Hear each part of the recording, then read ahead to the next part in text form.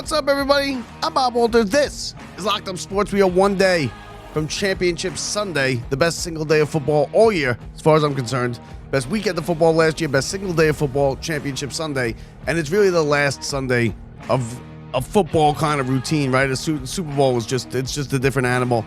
You get a whole, swath of people that don't watch really football getting together, watch the game. There's parties, there's this, there's that. Just not a regular day of football. So this is it. This is it until September, basically, as far as a regular Sunday routine of football goes. And, I just usually like to sit on my couch and watch the games. It's a Championship Sunday. I do that a lot of times with the Super Bowl, too, only because I feel like you go to these parties, and not that I dislike Super Bowl parties. I've been to many of them. I enjoy them. I usually have a good time as I leave with some money on these boxes and whatnot. But, I don't watch the game as closely, and you don't really appreciate the game and watch the game. So I usually like to do that. Just, sit, maybe 2 or 3 people, some food, couple drinks, and away you go with the Super Bowl. So, listen, this is it. We got 2 good games. Obviously, the big, stick in that one game with the Denver and New England is the fact that that Bo Nix is hurt, and this kid, Jarrett Stidham, is just thrust right into the middle of everything. He hasn't played a game in 2 years. All of a sudden, now he's got to step out there and start the AFC Championship game against a good New England team. It is home, though. That will help. I also think Sean Payton, being his head coach, who's a brilliant offensive mind and play caller and drawing up plays, that will help. And I think that they can hang with him, to be honest with you, because New England, as good as they've been throughout this regular season and as good as they've been, winning these games in the playoffs, they haven't been great. And they've been making a lot of mistakes. Drake May has put the ball on the ground a bunch of times. They've turned the ball over. Their defense has been very good, though, and we'll get into all that. The news today around the NFL, obviously, it was Phillip Rivers interviewing for the Bills head coaching job, which is, interesting, right? Now, if I'm the Bills, I don't know how he did in the interview or anything like that, but I don't hire Phillip Rivers for this team, and I'm not saying he can't be a good head coach. I'm not saying he won't be a great head coach. I think he's probably will one day be a good head coach, but this Bills team, the window is closing. And it's a prime job because you could step right in there as coach and you could go win a Super Bowl next year. That doesn't happen very much with open positions in the NFL where you step right in and you're right in the thick of it and you could very easily go and win a Super Bowl. So that doesn't happen much, but I don't think I would want a first-time coach, a guy who's really never coached in the NFL, anything besides high school. He just retired. He was playing against these guys 3 years ago. And if I'm Phillip Rivers, I'm going to go for the interviews and I'm going to try and get the job. And if they offer it to me, I'm going to take it. But I think the best thing for him would be to get a lower level coaching job and work your way up a little bit. It's a whole nother animal. Be the head coach of you're talking 16, 18-hour days. You're talking, you got to control the whole team.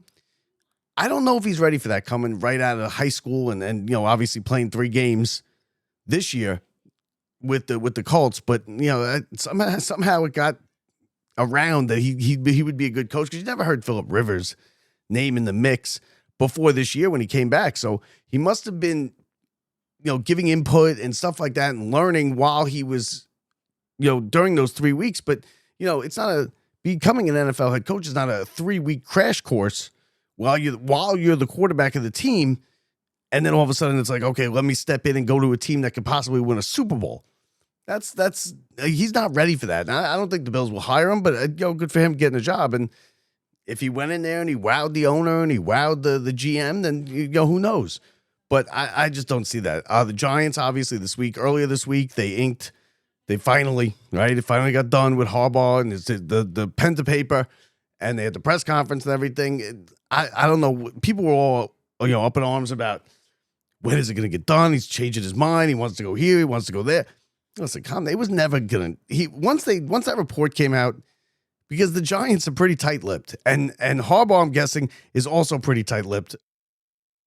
And for that report to get out there, the deal was done. I don't know exactly what held it up or anything, but It was done. It was not. He was not going. Harbaugh was not going back on the Giants to go take another job. Giants are the best job out there. They really were. You got the quarterback. You got good defense, good parts on the defensive side, but it needs work because it clearly wasn't as good as they thought it was going to be this year. But that can be done. Harbaugh's an offensive coach. They got the quarterback. They got the receiver. They got the running backs. Situation kind of sorted out. As long as they stay healthy, I think the Giants will take a big leap next year. And that doesn't mean I think they'll be playing this week next year, but I think they could possibly, sneak into the playoffs, maybe play a wild card game, something like that.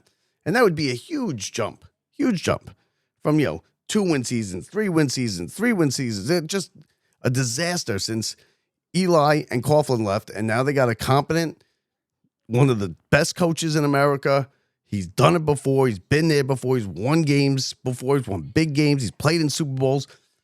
They're going to be okay. The Giants will be okay. And it's good news for the Giants because the whole thing has just gone into the tank in the last decade. And it's a shame. It's the New York Giants. As far as the Jets go, I mean, listen, Jets are in, they got draft picks, right? The Jets have draft picks. So you Jet fans could go yell about that somewhere else, about your draft picks, because you're going to be screaming that until you're in the ground. And you'll never win anything. But this week, Championship Sunday, we're going to go over the games real quick. We will be with you 11 o'clock or 12 o'clock on Sunday for the pregame shows. And then we will probably be bringing you coverage of the game, either probably on TikTok, but we'll see how it goes because that's where they don't really bother us yet, at least as far as copyright stuff and everything like that. But listen, so we'll have that. We will also have, me, Brett, and Mark Mancini, as it's been the last, 5 or 6 weeks, all with you at 12 o'clock live right here, wherever you're watching it. It's Facebook, X, YouTube, all the places. And then we'll throw it on the podcast as well. So let's start with the Patriots. And we're going to have this massive winter storm. Let me just get back to this real quick. We're going to have this massive winter storm blowing through. It's going to dump a foot of snow, supposedly, right here in New York City and Long Island, upstate and everything. And it's just, wiped right across the country. So you're really not going to have much to do. So make sure, you tune in. As far as the games go, I don't think the storm's not really going to affect the games. I mean, it blew through literally the entire country. Denver, the forecast for the games of Denver is going to be cold. All right. But that's not exactly headline breaking news in Denver and Colorado in the middle of January. Or at the end of January. It's going to be 9 degrees, a high of 9 degrees, a low of 3 degrees during game time in Denver. It's going to be 12-mile-an-hour winds. There's going to be some snow, but it looks like it's just going to be like flurries across the day with an accumulation of an inch or less. So it's going to be cold, but it's not going to exactly be, crazy weather or anything you really have to worry about too much. And then in Seattle, it's going to be like it's been the last week. It was unseasonably warm, 45 degrees. It's going to be clear skies. And that game will be played mostly at night in the dark, after the sun is set. So games at 3:30 and 6:30 are your game times. I don't like when they do that. I liked how they used to always do it, 1 and 4. Because that's what the NFL is, right? The NFL is 1 and 4 Sunday. So why switch it up now? I mean, obviously TV ratings and whatnot, but it's Sunday. How many people are doing stuff? They don't want to have it, 10 in the morning, but you don't have to. You can have it 1 o'clock in both spots. You can have Denver 1 o'clock, or I guess it's 12 o'clock there. And then Seattle, it's out west. They play the 4 o'clock Eastern game. 1 o'clock out there, and you have the 1 o'clock games in both spots. So, but they don't. They switched it up probably over a decade ago to the 3:30 and 6:30, and that's what it is. You're not going to get it back. But the big news, obviously, Bo Nix with the broken ankle. It sucks for him, right? It sucks. The kid brings his team all the way here, one step from the Super Bowl, and he breaks his ankle on a kneel down play when he's setting it up for a field goal. And that's just something you can't control. And you got Jarrett Stidham stepping in, and now he gets thrust right into the middle of it. AFC Championship game, hasn't thrown a pass in the NFL in 2 years. I think it's good that he's home. I think it's good that he has Sean Payton on as his coach. He's a brilliant offensive mind, drawing up plays. He will definitely set him up for success. Does he have the success in the game? I mean, more likely than not, no. but I think they can hang with them. Their defense is good enough, and the Pats have not played as good. Despite winning these 2 games, they haven't been as good and as dominant as they were in the regular season. They've turned the ball over. Drake May has put the ball on the ground multiple times. The running back has fumbled a couple times. Their defense has been excellent. They've allowed in the 2 games less than 500 yards total in the 2 games. So the defense has really bared down. They played really well. And it's going to be a defensive battle, I think. I think the cold weather will help with that. So expect somewhat of a low-scoring game, a 17-14, a 21-17, something like that out of this game, because you got Drake May, who's still young. I mean, he's jumped leaps and bounds this year in his progression. I mean, he went from he was good last year. You could see it, like sparks of it, and you could see it every once in a while. That you see him throw a pass, you're like, okay, he's going to be that good. But you didn't expect it this year. I mean, it's Vrabel's first year. He comes in and bam, they win the division. Now they win 2 playoff games, and now they go to Denver to play the Broncos, and they're favored in the game. The Pats are 4.5-point favorites. The Seahawks are 2.5-point favorites. Listen, the Pats, it's going to come down to don't turn the ball over. Try and get the pass rush. If they can get the pass rush to Stidham, who doesn't move around like Bo Nix does, he's not as athletic. He doesn't run. He gets in trouble when the pocket starts to collapse. If these guys get to him and they knock him down and they get him off his rhythm, it could be a long day. But like I said, you have Sean Payton. Take it to the bank. He's going to throw. He's going to call short passes, quick slants, quick outs, things across the middle, because he's an accurate passer. I really haven't seen him play, but from what I've read, he's an accurate passer. So expect a lot of quick slants, some play action to set up, maybe give him another half second in the pocket before the rush gets to him. The offensive line of the Broncos is going to be key in this thing. They got to protect the quarterback. You can't have him under duress all day where he's running around, throwing on the run, because it's not going to be pretty if that happens. If New England and their front 4 can get home and get the quarterback, it's not going to be pretty for Denver. Now, the way they can win this game is their defense. That's their signature thing with this team is their defense. They're a good defensive team. They're one of the better defensive teams in the league. They gave Josh Allen fits all day last week. He was running all over the place, throwing picks, which is uncharacteristic.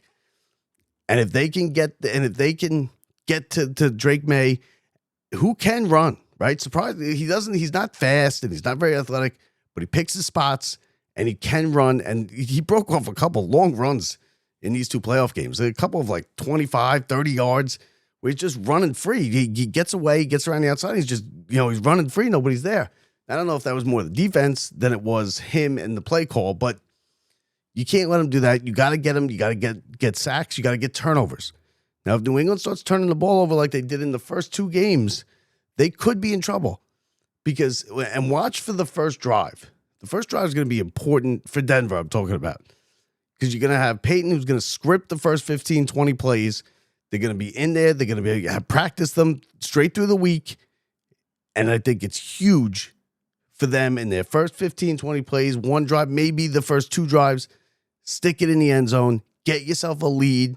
Get the people in the building to start to believe that we can win this thing. And have the Patriots a little doubt creep into their mind. Because right now, they're walking around going, well, kid hasn't played in 2 years. We're going to tee off on him. We're going to, we've blown out these other 2 games. We're going to blow this one out too, and we're going to go to the Super Bowl. Put a little doubt in their mind. Stick it in the end zone early. Get yourself a lead. Have your defense take over the game. And you never know. I think Stidham's going to have a decent game. And I have nothing to go on that except for the fact that Sean Payton is a brilliant offensive mind. The Denver defense is going to be good and solid. They are. If he could put a couple balls in the end zone, they're going to stick to a couple drives, and the run game is kind of working well, because the run game for Denver has been excellent in their game last week. They ran the ball right down the throats of the Bills a couple times, and there was obviously the controversial plays and everything. But hey, they ran the ball on the Bills defense. Now, the Patriots defense, it's better than the Bills, but they could get a couple scores, put it in the end zone. You could even settle for 3s. And I never say that. I never say like, you never want to settle for. I always say you never want to settle for 3.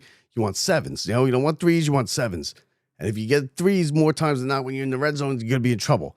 I think threes are okay with Denver. Now, you don't want to get them all the time. You're going to have to put it in the end zone a little bit. But if you can just get points and just keep trucking away, and your defense is having a good game, you get 1 or 2 turnovers from Drake May or the running backs, maybe Henderson fumbles, you're going to be right in this game at the end, and then you never know. I think Denver has a puncher's chance in this. I think the 4.5-point favorite underdog is probably right about where it should be.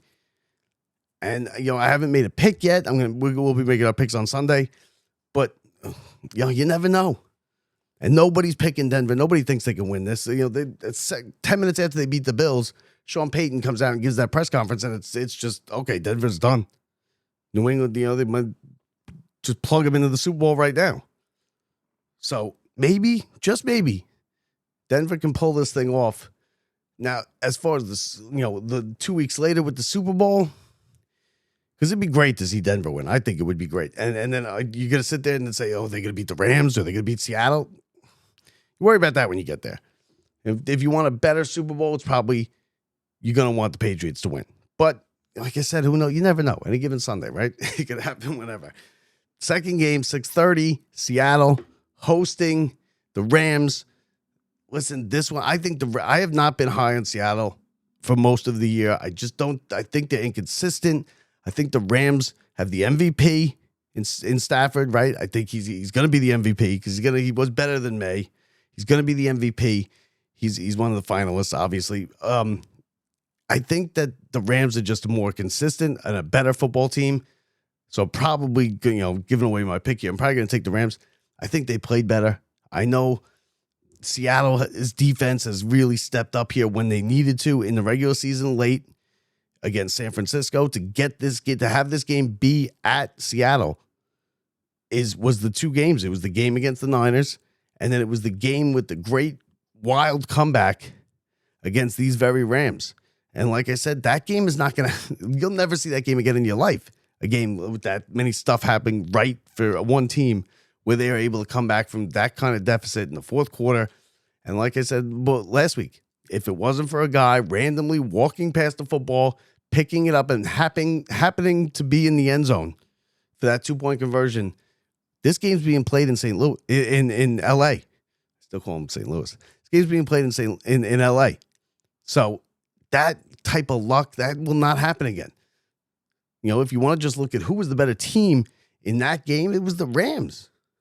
Now, the Rams made some dumb mistakes in that game, right? They threw the ball with a big lead, a couple minutes left. They threw the ball 3 straight times, punted.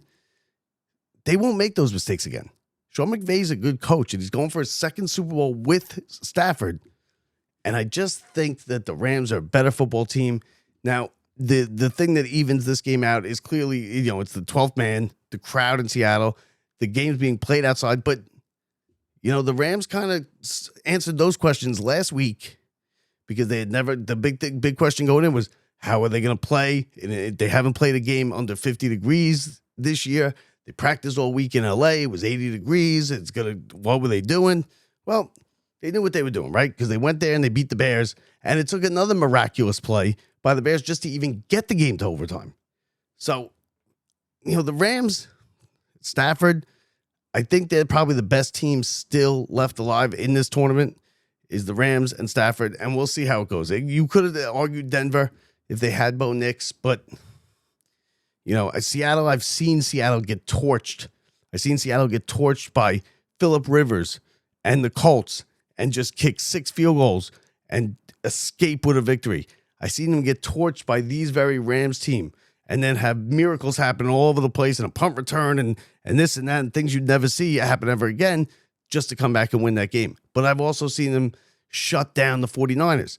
But again, with the 49ers they've been hurt all year. They've been doing this with smoke and mirrors, the 49ers. They finally caught up to them in the last couple of weeks when just everybody went down.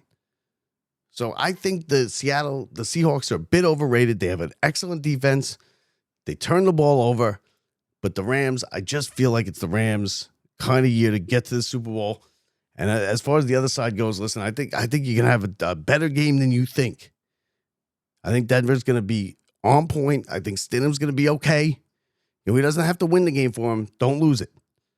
That's what Peyton's got to drill into his head this week. Just don't blow it for us.